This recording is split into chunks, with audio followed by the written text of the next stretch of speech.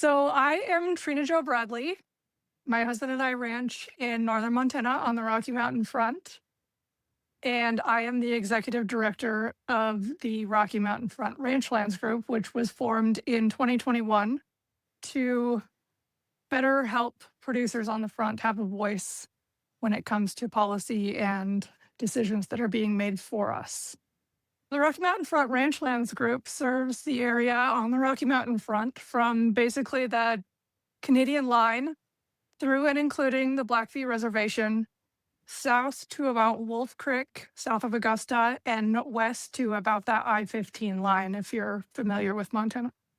So our mission at the Rocky Mountain Front Ranchlands Group is to preserve family ranches, farms, and rural communities by carrying on the traditional conservation practices that have supported and protected our landscape for the last 100 years.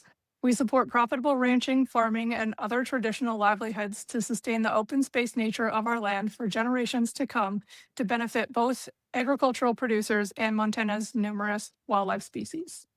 I focus most of my energy on conflict prevention, mostly with grizzly bears and wolves, but through a grant from National Fish and Wildlife Foundation and with a ton of help from Western Landowners Alliance, we were able to hire Lori Rosenberger as our outreach coordinator in 2025. Contact me if you have any questions or concerns or would like to know more. And also, please take the time to check out our website. And now we'll move on to an introduction from Linda Poole and Lori Rosenberger with Western Landowners Alliance. Hi, everybody, and thank you so much for taking time out of your busy lives to join us today. I'm Linda Poole. I'm the Working Lands Director for Western Landowners Alliance. We are a West-wide, landowner-founded, landowner-led organization that works to advance policies and practices that sustain working lands, connected landscapes, and native species across the 17 Western states.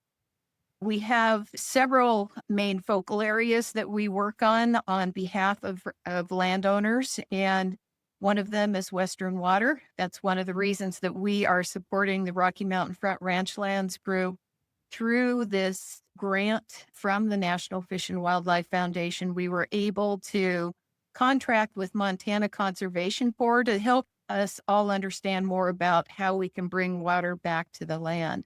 So I'm really excited to be part of this webinar today and very excited that National Fish and Wildlife Foundation gave us the money to be able to work with Rocky Mountain Front Ranchlands Group, get Lori Rosenberger there on the ground to help producers bring these projects forward with funding and in relationship to NRCS and FSA. So Lori, take it away.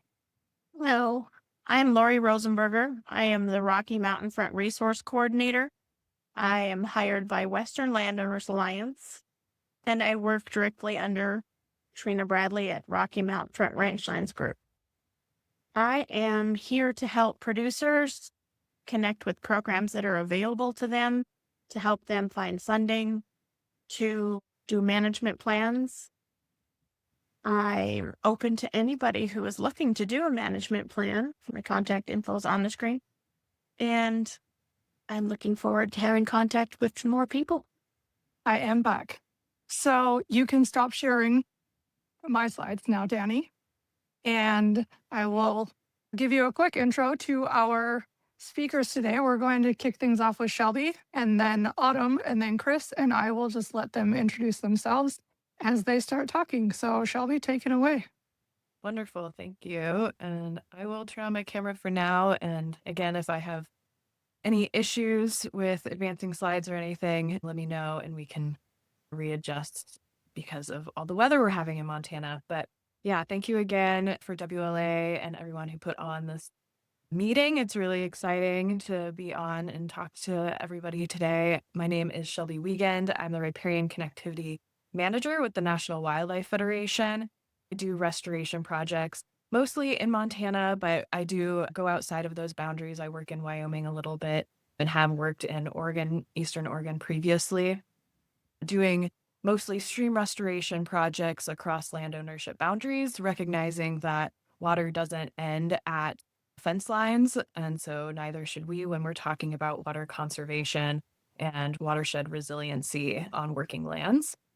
So today, Autumn and I will be diving a bit deeper into different restoration practices that we can use on our working lands to maintain and restore water resources that we all use and love.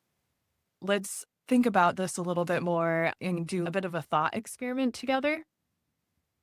So if we want more livestock water on the landscape, what does that mean? We want consistent water access and availability. Well, how do we then go about doing that? And hopefully, Autumn and I today can talk to you about some resources and opportunities on how to do that. One of those is to leverage seasonal flows like runoff so that we have access to that water later into the season. Another one of those might be recharging our groundwater supplies. And on the other side of this slide, to grow better forage, which is also linked to livestock usage, we want perhaps healthier regenerative vegetation. We want our riparian vegetation and upland vegetation to be able to regenerate at a rate that we can use. And so then perhaps we want longer periods of sustained soil saturation so that those plants can build up their resiliency and be used later into the season. So to dive a little bit deeper, and I won't spend too much time on this slide because it is very lengthy and it is kind of just my brain on a piece of paper almost. You can see this cascading effects that I'm talking about here when we talk about identifying what we want in consistent water usage and how we actually get there from drinking water, irrigation, or livestock on our rangelands. So for example, the forage example, soil saturation, healthy vegetation, able to regenerate yearly. We can do that on and on and on for all the different water resources, both for us and other benefits like for wildlife and just general drought resiliency. So I'm going to back up a little bit here, and I'm going to take you to our perhaps 8th grade earth science class or before then, and talk a little bit about where we get our water and where our water comes from. So today we'll just focus on three different things. We have our precipitation, our surface water, and our groundwater. And I'm primarily going to focus on surface water and how that relates to groundwater. And so to ask another question, what do healthy streams look like? I can imagine that folks might be thinking the one on the right, although the one on the left is pretty common, and we're all very familiar with a single threaded channel. And that is very fair because when you type into a Google search, like just Google search image stream, you're going to get a channel that looks like this that stays in its banks and efficiently conveys water downstream. And of course, we want that because that's what we think of when we think of a stream system. However, there are a lot of benefits from having a more messy stream or surface water resource. And so we're going to dive into what some of those things might be and what the differences are between the image on the left and the image on the right. So a stream that efficiently conveys water downstream doesn't store water up onto its floodplain or within pools or soil. So we can see that this stream on the left here isn't healthy because it is disconnected from its floodplain and is efficiently conveying water downstream. This stream might be super nice to be able to pull water from during high flows, but it may run out of water later in the season because it's taken all of its water resources and it's just flooded them downstream and then they're gone. On the flip side of that, the stream on the right has slow flowing water because it's backed up into all of these little side channels into this riparian vegetation and is retaining soil moisture so that it can slowly be released throughout the season. It creates habitat complexity for wildlife, and in turn, that complexity and soil moisture can increase forage availability for both wildlife and livestock. It's recharging our groundwater supply. So when you slow down water, it's able to saturate down into the soil and recharge the groundwater. And there's increased nutrient-rich forage availability because of that floodplain connectivity. And so when we look at this healthy stream, perhaps we need to identify some attributes and keys to identifying what a unhealthy stream might look like. So we're going to dive into that. And this image might look a little bit familiar for you. I know that this is pretty common for like my family ranch in central Montana. We have streams that certainly look like this. We're going to look at what indicators within this stream system are unhealthy and perhaps degraded. So we have upland species up on what used to be the floodplain. We know that this used to be the floodplain because this channel incision has happened. So the stream has run its course in a single threaded channel for long enough time that it started to cut down and erode away these banks, disconnecting it from its floodplain. The stream goes dry late in this growing season. That's another indicator that if you're working and living on the land, you will know. We can see further bank erosion through that down cutting, the single thread channel, and the soil up here is not storing moisture because we have pretty xeric or dry land upland species up here and very little stream or riparian species along these banks. So what the stream is doing is it is conveying water, but it's not doing a ton and interacting with both the vegetation around it or its groundwater. It's mostly just conveying water and not much else. So when we back up a little bit further and we look at this from aerial imagery, we can see the scope of the issue is a little bit further out than just the immediate stream channel. So we see that this was our historic floodplain that is now all xeric or dryland upland species. And that's a really good indicator that something isn't functioning to the degree that we might want it to be. We can see a zoomed out image of this downcut single threaded channel. It's not accessing its floodplain because it's eroded so far down, perhaps to even the bedrock. And then we have upland plant species all the way up to the river or the bank edge of the stream, which indicates that there is likely disconnection from its groundwater because the sagebrush and juniper really don't like their feet wet. And so the groundwater is probably pretty far down now that the bank or that the channel has cut down and has been disconnected, allowing for those more dryland species to occur there.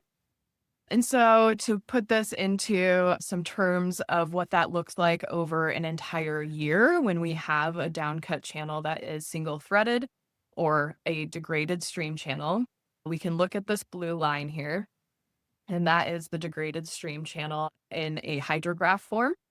And so we have, and this is probably very familiar to many folks, we have this very quick, so we have lots of water very quickly, then no water later into the season. We're all very familiar with that. When we have a healthier stream system that is storing moisture in its soil and groundwater, we're able to what we call attenuate those floods. Attenuating those floods is just having a slower onslaught of that flooding water that's coming off of mountains and or precipitation. The flood timing is a little bit longer and it's a little less intense because we have a slower incline of that flooding. So the water is being spread out over a longer amount of time instead of this peak. And then it's a slower discharge time that eventually has us at a higher discharge amount later in the season. So that's just an example hydrograph of what this looks like at the hydrologic level. And I see that I am at 12 minutes, so I'm going to manage my own time and skip ahead a little bit. Biological factors like woody vegetation, riparian vegetation. We need active hydrology, so connected groundwater and adequate geology. So think of this in terms of ground or substrate like sediment. How do we go from a stream system that looks like this, that's degraded, to a stream system that is healthy, that stores water in plants and its soil, is messy, that takes up space, is complex, it's connected to its groundwater, it has healthy riparian vegetation, and it could have beavers or other woody vegetation or some sort of structure to it that's holding that water back, whether that be man-made structures or naturally occurring ones like log jams or beaver-created ones. And this is just an example of what a healthy stream can do for us as people living and working on the landscape. This is an example of a wildfire that came through in Idaho. And you can see that it completely scorched both sides of the uplands and the mountains on either side. But the stream area immediately after the fire stayed green because water doesn't burn. And we love that water doesn't burn because it creates landscape resiliency for us, for those of us who are living and working on the land. And this riparian system doesn't just stop at creating a buffer for wildfire and creating a seed source for plants up and downstream, but it's also post-fire allowing to capture some of that sediment so that it's not going into some of our downstream resources like drinking water or water treatment plants, irrigation, and so that we don't have those sediment load issues. And that's because the stream system is spread out across its entire valley bottom and is connected to its groundwater and floodplain in a healthy and functioning way. And so Autumn is going to now dive into how do we go from a system that looks like this on the left to a system that looks more like the one on the right. Well, thanks for joining today, everybody. And thank you, Shelby, for that great presentation. I'm going to build off of Shelby's presentation and talk about riparian restoration methods, some project planning tools, and resources. First off, my name is Autumn Holzgen, and I am the Northern Great Plains Program Manager with MCC, or Montana Conservation Corps, out of Great Falls, Montana. For those of you who don't know, MCC is a conservation-minded nonprofit where we strive to connect youth and young adults to hands-on conservation experiences, all while serving their local communities. Specifically, my position with MCC serves central and eastern Montana and some of our neighboring states, such as North and South Dakota and Wyoming. I primarily focus on strengthening watershed health and protection initiatives within our prairie landscapes, and I do have the amazing privilege of working with a variety of partners, such as our federal and state agencies, NGOs, community groups, producers, and tribes. All in all, I am very excited to be here today speaking to you all. And with that, let's jump into it. So Shelby did a really good job of speaking to the importance of healthy riparian systems and the challenges these systems are facing. But fear not, I'm going to walk us through a few methods that work to restore these systems. So there are several common restoration methods that can be implemented to restore our riparian and stream systems, which is great, but it can also be challenging to know which method is best. But I think we can all agree that it's rarely a one shoe or method fits all situation. Our riparian and stream systems are diverse and each has its own unique set of challenges. And so having several methods or practices to choose from, kind of like a menu, is ideal in my book because each method varies in technicality, scale, feasibility, and cost. So ultimately, there should be at least one that is best suited for you and what you're trying to accomplish. I grouped the restoration methods into two categories based on those variables I just mentioned. The ones in the dark green box, so easements, high-tech stream redesign, improved riparian ranching infrastructure, and conifer removal, typically require engineers, contractors, and a large project budget, but often yields large-scale results for some of our most degraded systems. The light gray box signifies methods that typically require less engineering and can be done with simple hand tools, local knowledge, and low project budgets, such as grazing management, fence modifications, invasive species removal, riparian plantings, and the star of the show, low-tech process-based restoration, or LTPBR. And so for the sake of time, I'm going to focus on taking a deeper dive on just one restoration method, being LTPBR. Also, a quick plug to a resource here, and that's the USDA Fish and Working Lands for Wildlife Mesic Habitat Conservation Guide. In there, they list several restoration methods and a few case studies. So go ahead and check that out if you can. Okay, so our highlight restoration method is LTPBR. So what exactly is LTPBR? So low-tech process-based restoration works to restore the natural processes of a healthy system by using hand-built, low-tech structures made out of natural materials. There are three primary low-tech structures. Each has a unique design and purpose. BDAs, or beaver dam analogues, mimic natural beaver activity. PALs, or post-assisted log structures, mimic natural wood accumulation.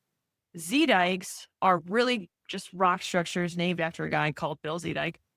And these low-tech structures work to target erosion on the landscape. It's important to note that LTPBR encourages aggradation, or the process of increasing land elevation through the deposition of sediment. Shelby just got done telling us all about the degradation or loss of land elevation. So that is why I put a Uno reverse card in a slide, because I'm totally a visual learner and that's how my brain likes to think of LTPBR. Because we are essentially reversing degradation by initiating aggradation, aka we just pulled out the master Uno reverse card. Okay, so for the next couple of slides, I'm going to highlight the 3 primary types of low-tech structures associated with the LTPBR method. First up, and probably the poster child of LTPBR, are BDAs, or beaver dam analogues. They are a porous, channel-spanning structure made up of a mixture of woody debris, sod, and fill material, and are constructed with an upstream ramp and downstream braid of materials, typically forming a trapezoidal shape and mimic a natural beaver dam. Similar to the natural beaver dams, BDAs offer a wide variety of services or processes for our riparian and stream systems.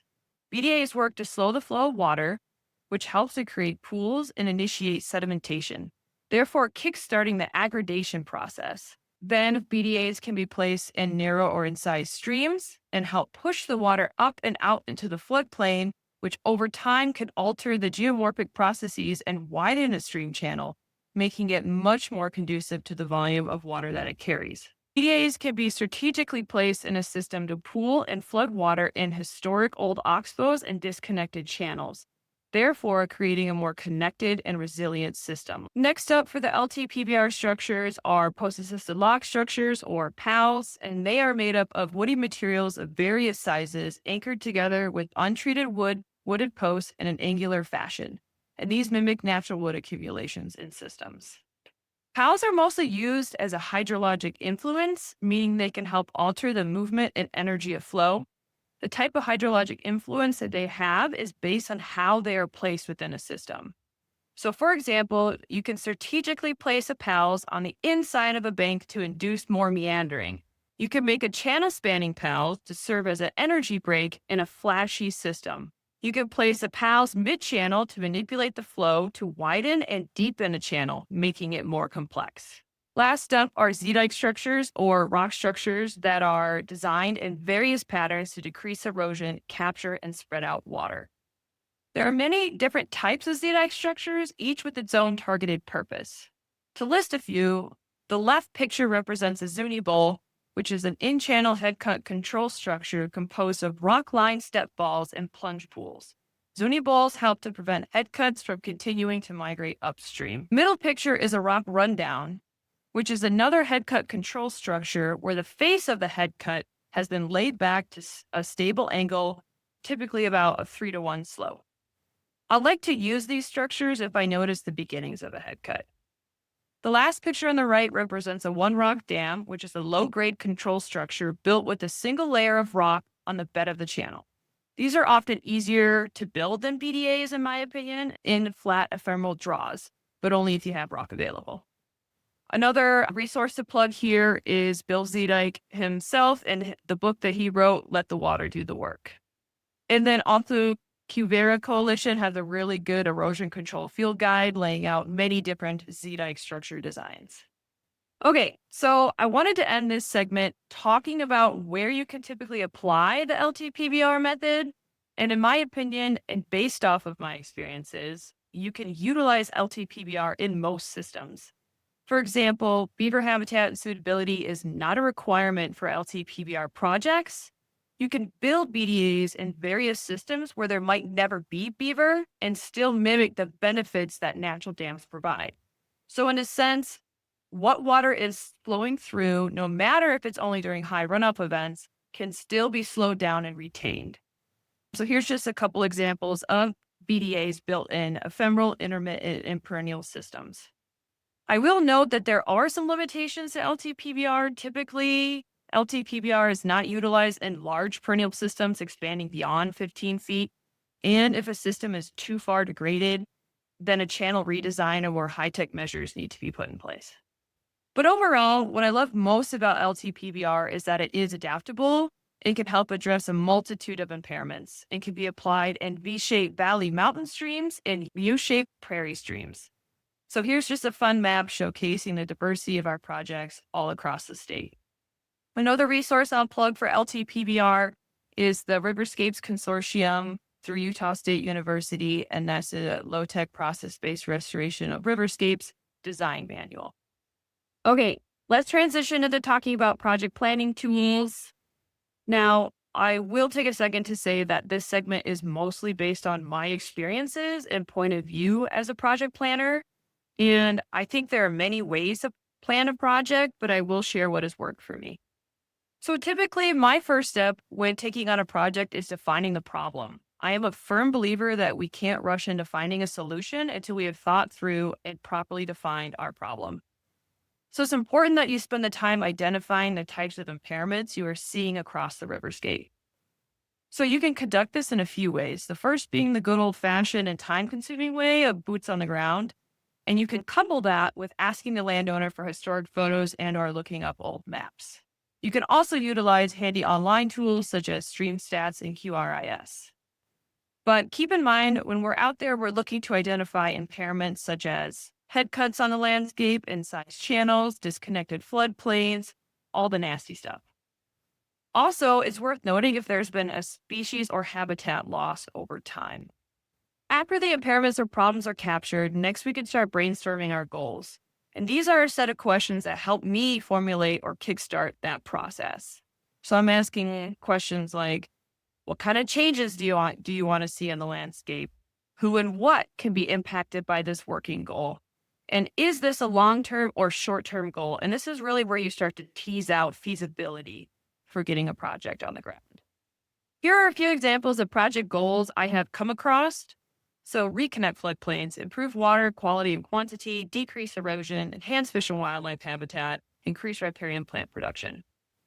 Keep in mind that while these may seem generic, I promise you they were carefully selected based off of seeing and observing, taking in the history, tracking changes on the landscape, considering feasibility and resources, and listening to a few stories that usually start with, back when I was little, I used to jump over the creek and catch 20-inch trout. I've heard that a few times, which is important to note. Last, little emphasis around project goals as they are an important step in project planning.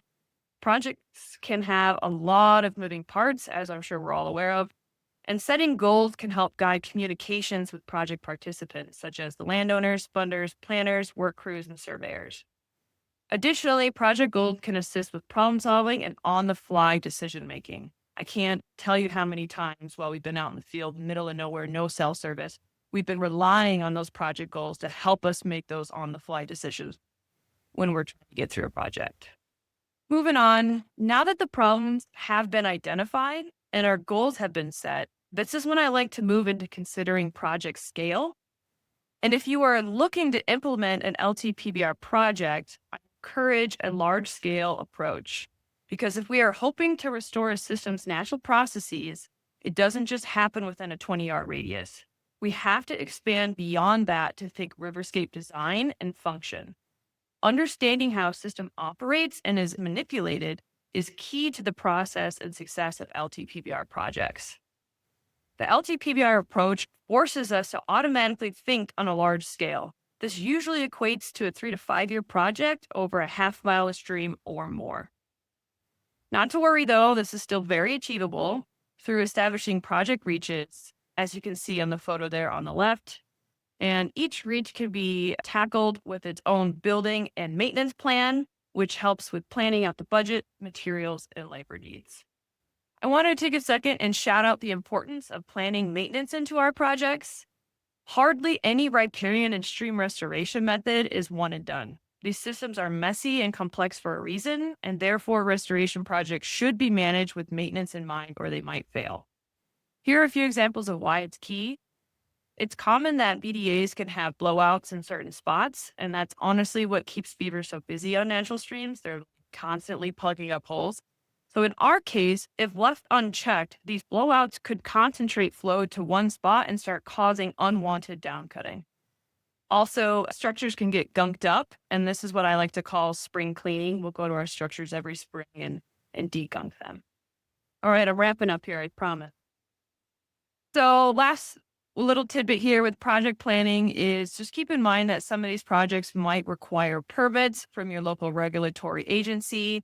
I think there's a lot of us on here that are not from Montana, but specifically in Montana for private lands, you're looking for a 310 permit, 318 permit, and typically Army Corps Nationwide 27. If you're doing a public lands project with BLM, you need a 124, 318, and a 27 as well, and usually NEPA. Just wanted to touch on here that there are several components to project planning that need to be considered before you can even start implementation. You need to figure out what level of capacity and funding your project will need. For capacity needs, you're thinking about technical assistance and labor. For funding, you're thinking about materials, equipment, tools, and then ultimately funding to pay someone for technical assistance and labor. I'll just click through these really quick, but I thought it'd be fun to throw in some before and after photos of the effects of LTPBR. So this is just a 1 year difference in a perennial system. And then a couple of photos here of some one rock dams and beaver BDAs in prairie systems. And these last two slides here, I'm just going to briefly touch on some resources and programs related to riparian restoration. Shameless plug for my organization at MCC. We do have specialized restoration crews. They're 4-person field crews. They have all the necessary tools, all the necessary knowledge, and independence to go out there and build 30+ structures per 9-day hitches. We've been launching these specialized crews over the last 4 or 5 years, and they've built over 2,000 structures only in central and eastern Montana to date. They love the experiences that the prairie brings them, and they get a lot of good work done. Last slide here. I really struggled with how to capture all the different resources that are out there and available to us. So I thought it'd be best to just categorize them really quickly and throw them in a table. Hopefully you have your phone with you and you could take a photo or take a screenshot through your computer.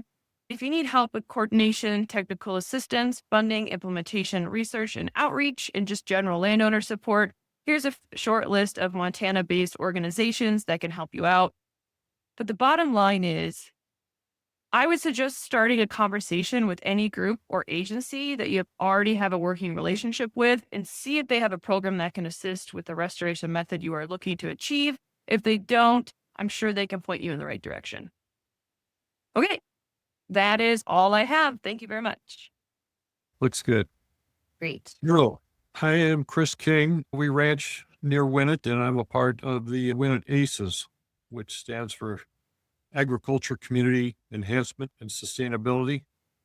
It's a group we formed about 10 years ago, and our goal was to bring conservation measures and education to ranchers and find funding for projects and work with a lot of partners. So our history of our ranch, or the grazing history, when I was a kid, we were part of just a common allotment, and there were 12 ranchers that grazed in common over a very large area.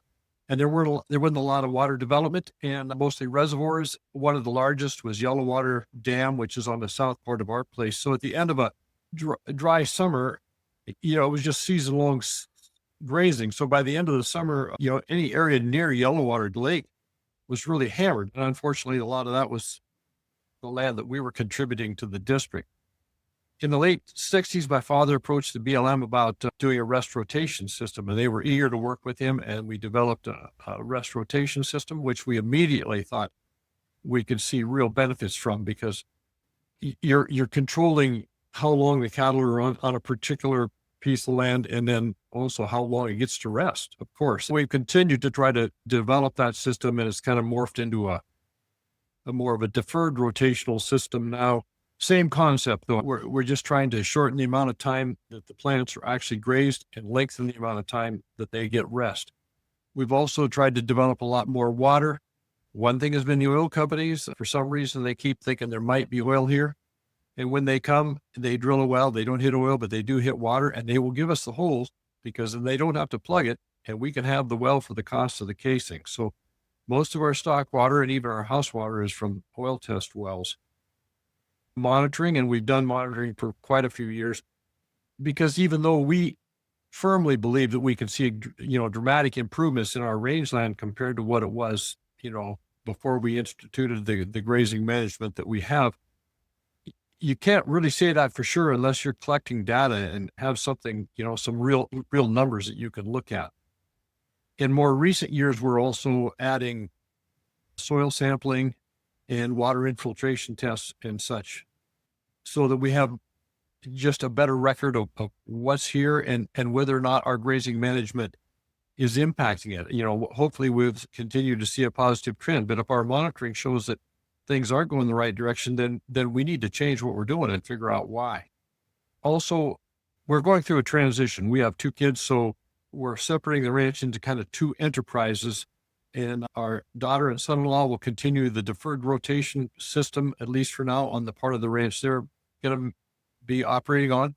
But my son and daughter-in-law have put collars on their cows, so he can now control the cows to like a 10 or 15 acres per day. Really, really quick moves, which is good, but it's also then it makes it really, really complex when you go back to say, well, when were these particular acres grazed? But the software he's using, it's actually using the halter products, and their software allows him to track back where his cows were at any particular time. So he can look back in time and see where he has grazed and where he hasn't.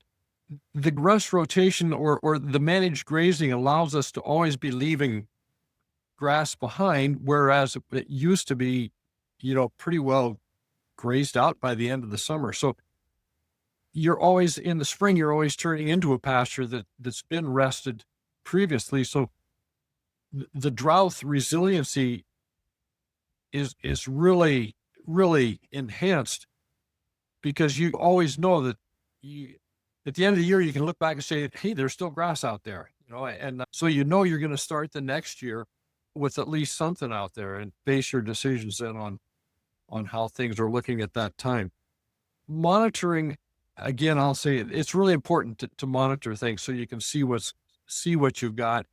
And then I guess I already said it, but you have to be willing to look at that data, and if things aren't going the right way, you got to say, I need to make changes. So I think that's an important part of it. About 7 or 8 years ago, we did a few BDAs on a coulee. It's not a high flow coulee by any means, and they were just simple things. They were broken used fence posts, and it was willows we cut out of the irrigation ditch. It was very, very low cost, just took some time, and they weren't very elaborate or very large structures. And we really haven't done much maintenance on them. You can see that they kind of look broken down. And I don't know if you can look back up the coulee, you can see there's a whole series of them up through this coulee. But what I like about the fact that even though they're starting to kind of look broken down, if you're there on the ground, there is a berm there now that is now sodded in. So as these structures kind of break down a little bit, they're actually becoming part of the sod, so that the berm it's just built into the coulee bottom now. So we'll always be slowing up the water, and it increases the amount of the forage and just the cover that you see along the coulee bottom. And I think that it's making a wider green spot in our coulee bottoms because of that. The BLM saw that we were doing some of these, and they liked what we were doing. And so then we moved to another coulee. This coulee flows more water. It's a larger drainage than the last one. Still not, by no means a perennial stream. This picture was just taken a couple of days ago. So this coulee at this time of year normally would be dry, but there's a series of BDAs here, and this is BLM land here. But I noticed the other day going up that coulee that almost every one of those little BDAs has a pool of water behind it. So that means we're retaining some water there. It's going to be into the groundwater, and it's going to be greener for a longer period of time. Then we also had Autumn's crew out here. And this coulee is again another step larger. It flows more water, sometimes even runs for a few weeks in the spring, but is by no means a perennial stream. But this coulee bottom was also highly erodible. So there's always a channel in the bottom, which means the water's exiting the coulee rapidly without really soaking into the coulee bottom. But Autumn's crew built BDAs there, and these BDAs we do hope to really focus on and make sure that we do maintain them, because they're going to see more abuse from the higher water flows. We're already seeing a few cattails and things show up there. So the more vegetation you get there, the more the water is going to slow down, the less it's going to cut, and the more of a green spot you're going to have in the bottom of your coulee. And all those kinds of things seem pretty important in the middle of a dry year too. Also on the BDAs, we're unsure how to really measure, other than pictures and things, exactly what's happening there. But someone from Smithsonian contacted us a year or so ago, and they have come out here and they have put in some soil moisture probes in this coulee where the BDAs are, and then other parts of the coulee where there aren't BDAs. So that hopefully over the course of a number of years, we'll be able to say or measure if there is a difference in soil moisture, if we are really holding up moisture and keeping it greener longer. There are other BDAs that our ACES group has helped with in other parts of the county, and it's fun to go to those sites because after only a few years, you can usually see where the BDAs are. Those coulee bottoms stay greener for a longer time into the summer and later in the year. I think that's basically what I wanted to talk about. The grazing management makes a huge difference as far as being secure when you know dry years are coming. And the BDAs is just another little tool to try to take certain areas and try to enhance the habitat there and hold up a little water and make things greener for longer.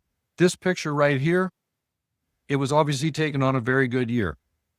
But that picture was taken in July, and I took the picture as we were moving cattle out of that pasture. So that pasture, that's the amount of grass that sometimes we're able to leave behind. So that means that if the next year is really dry, you know you still have some forage available to you. So thank you. Awesome. Thank you, everybody, for those amazing presentations. Now we will have plenty of time for you guys to ask all of your questions. So if you can put your questions in the Q&A or in the chat, we should be able to catch up to them, and feel free to fire away at all three of our speakers. First question. I've been told that beaver dam analogues are illegal in parts of California. Surprised me, but I don't actively steward land. Is that true?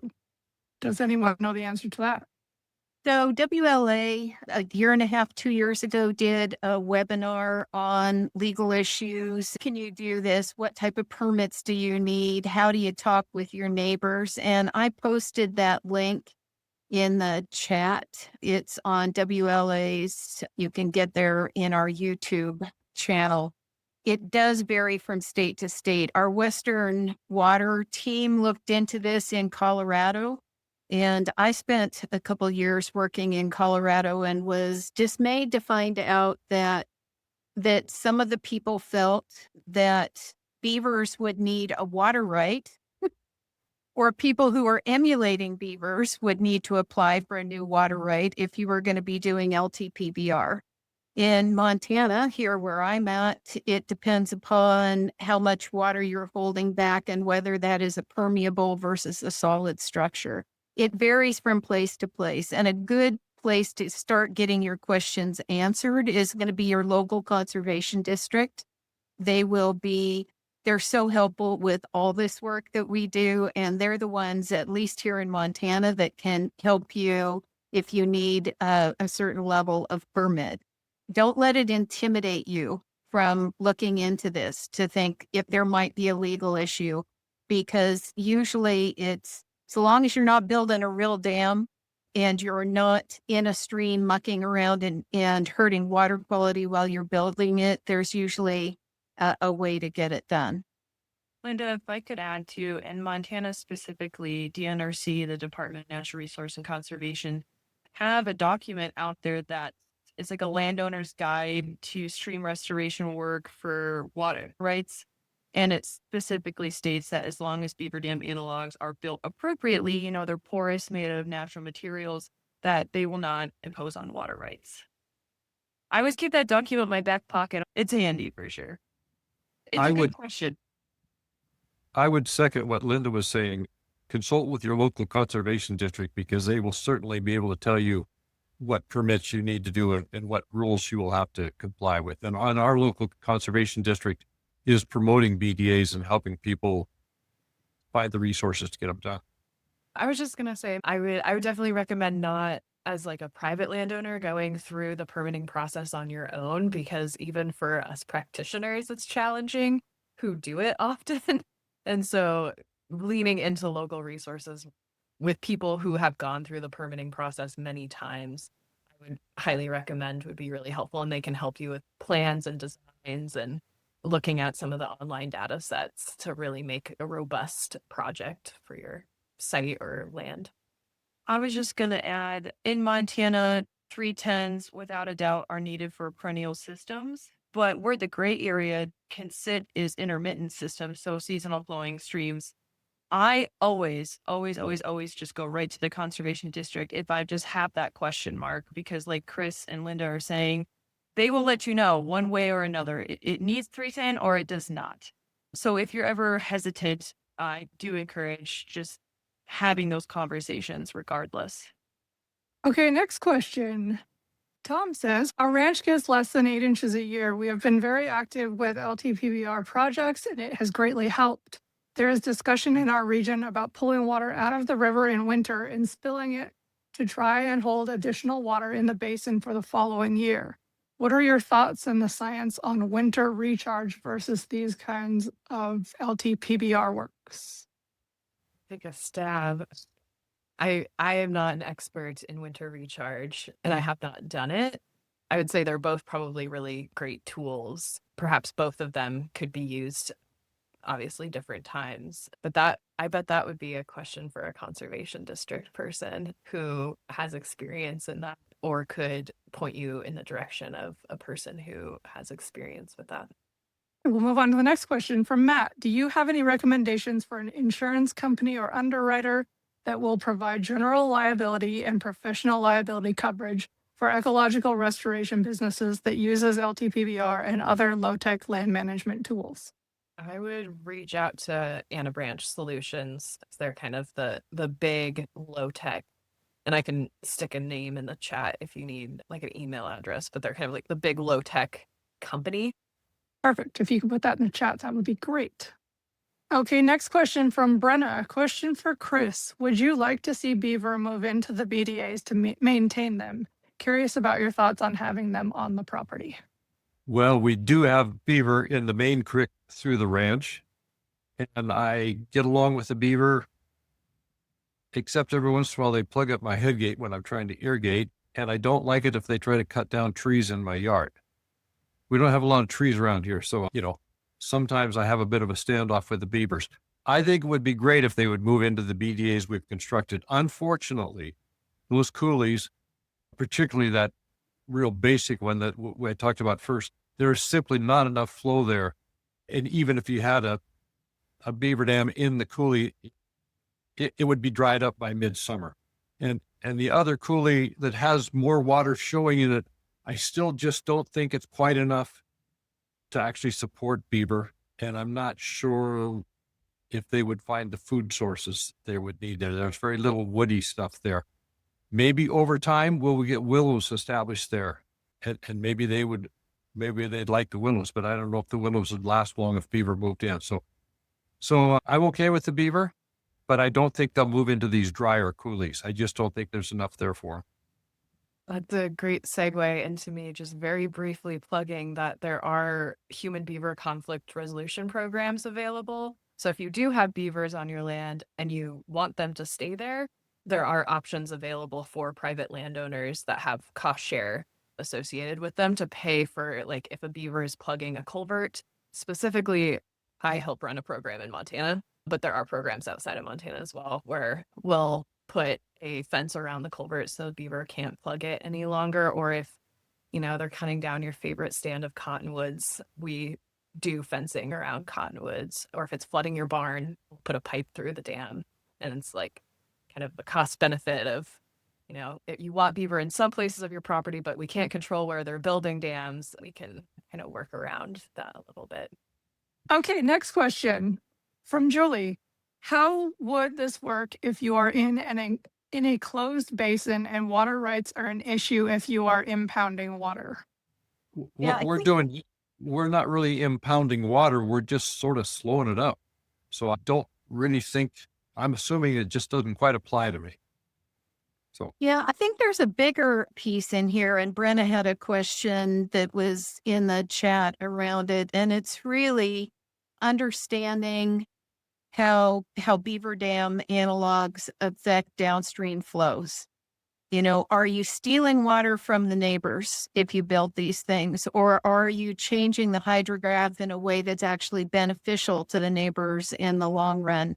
It's a front question. It matters so much how they're built. But Autumn, Shelby, I wonder if you'd like to talk a little bit more about that, because it really is important. There's the legal part of it, but then there's also just getting along with your neighbors and doing the right thing for downstream water users.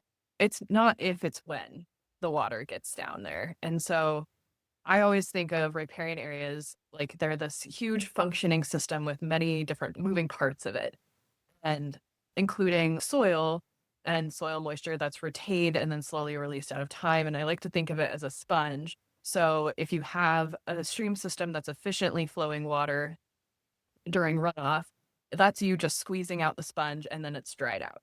But if you have a system that's holding water and regenerating the groundwater over time, year after year, that's you holding the sponge without squeezing it out, and it's dripping out and the water is coming out. The same amount of water is coming out, but it's just not all coming out at one time. And it's more of a slow release. And that gets back at the hydrograph that I showed earlier, that, it's a longer period of time that you have water, and it's not just all running out of the system and then you never see that water again and eventually it ends up in an ocean. I honestly could not have said that any better myself, Shelby. That was excellent. That's the type of conversations I have, is just talking about nature's storage tanks. Do you want your water all at once, or do you want it slowly released over time? But then also, just when working with landowners, I always make sure to bring up the conversation of, have you talked to your neighbors about this work? I don't think it's wise to surprise anybody, especially if your neighbor may not know what this is. So they look over the fence and they instantly become concerned. So it's just best to have those conversations. And I think going to your conservation district, maybe they can help you have those conversations, talking to your neighbors, thinking about downstream water users, having your language and your tools in your back pocket to have those conversations ahead of time. All right, next question is from Megan. How do you address the fish habitat and movement with BDAs? the coulees that we're working with are very ephemeral, and so there are no fish there. So it wasn't something that we had to try to worry about.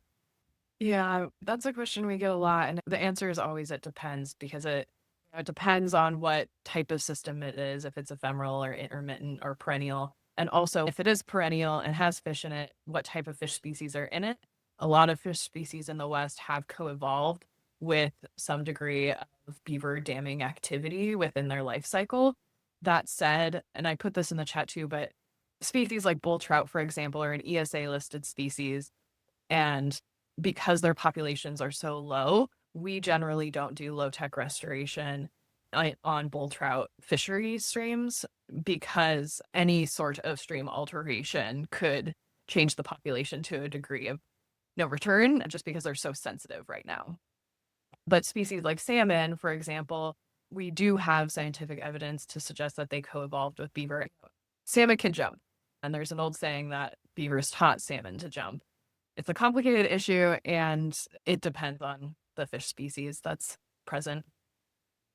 Yeah, I think another thing that's interesting, some of the same techniques that you would use for restoring your riparian zones, like Chris is talking about, with tweaks on those techniques and how you build them, and where, if they are in perennial systems, they can be used to facilitate the return of native fishes, or to repel non-native fish from being able to get into areas. It's also important to understand that, done right, and as part of the full hydrologic assessment and recovery plan, BDAs, along with the type of grazing management changes that Chris was talking about in the uplands, that's how you can restore the water that the fish need too. You can change the hydrograph in a way that helps. And so Western Landowners Alliance is working on these issues across the West, projects on the ground, and also are in contact with other groups that are doing this type of work. And the idea of talking with your neighbors, and yeah, we need to talk with our neighbors before we start throwing sticks in the creeks and trying to have that turn into ways to restore hydrology. But the other reason to talk with our neighbors is, if you look back at the chart that Autumn had up there in the end, of here's all the different groups where you can access help. What we're finding is, because so many of us are impacted by drought, if we can talk with our neighbors about it and say, hey, is this a concern for you too? Then what we can do as neighbors is go to places like Montana Conservation Corps, or to come to WLA or to the Rocky Mountain Front Ranch Lands Group and say, hey, there's a bunch of us that want to learn more about this, or we need some more resources. Can you help us? You don't have to do this one at a time, because this issue is too big for us to, every one of us has to deal with it, but none of us have to deal with it alone. I just wanted to make a small plug. Usually, a Fish, Wildlife, and Parks fisheries biologist is a part of the review process for a 310 permit with the Conservation District. So they are always weighing in on whether or not it will positively or negatively affect any project in a perennial system, the fisheries there. So that's already built into Montana's process, regulatory process. I'm not sure about other states, but that always gives me a sense of security as they reviewed the project. They looked at the application and no concerns came up. But yeah, just that's something that we had here that I think is pretty great. Perfect. This question was addressed in the chat, but just so everyone can hear it, Steve wants to know if unhealthy streams can be totally natural and influenced by the environment and not because of people. I can start. And the answer is yes. Many things, any types of disturbances, human and non-human, can cause streams to go into different stages of degradation and aggradation. So healthy and unhealthy. And it's totally normal for streams to go through phases of that. And I think the significance is in the West that most of our streams have kind of stayed in an unhealthy state, which is why we're interested in scaling up restoration activities. And also, some streams are influenced largely by geology. So some streams are a straight channel because they're within a canyon, and that's totally normal. And that's not the type of system that we're addressing in this type of restoration. I'm not sure what the coulees on our ranch looked like 200 years ago. So I don't know that I'm trying to do restoration work. I'm just trying to maybe enhance that green area a little bit there. Great. Next question. Have folks encountered complaints from downstream water users when installing BDAs? Concerns, questions about receiving water? If so, what has that conversation looked like? Specifically curious about how folks approach communication about this issue. I was just saying that I have not had any conflict with neighbors, because any interaction with the neighbors has been because they're looking at it, they're curious, and they're interested. And they're more likely to say, I'm going to go home and try that too, rather than challenging whether or not it's a good idea. Autumn, you've been doing this work for years now and all across Montana. What do you see in terms of neighbor? Are you aware of how that goes, or how often there is an issue in your experience? Personally, I have not come across an issue that has stopped a project. I think there has been raised eyebrows, and then that usually gets addressed with just simple conversation, like I was stating earlier. And that's not necessarily something that I always do. It's definitely in the landowners' lap, in my opinion. It's their relationships with their neighbors. I'd be happy to weigh in and provide any resources if they want me to, but I usually let them steer the ship on that and help and support in any way that I can. And they're generally curious, like Chris is saying. A lot of our projects that come on our lap are because the neighbor looked over the fence and was, ooh, I want that.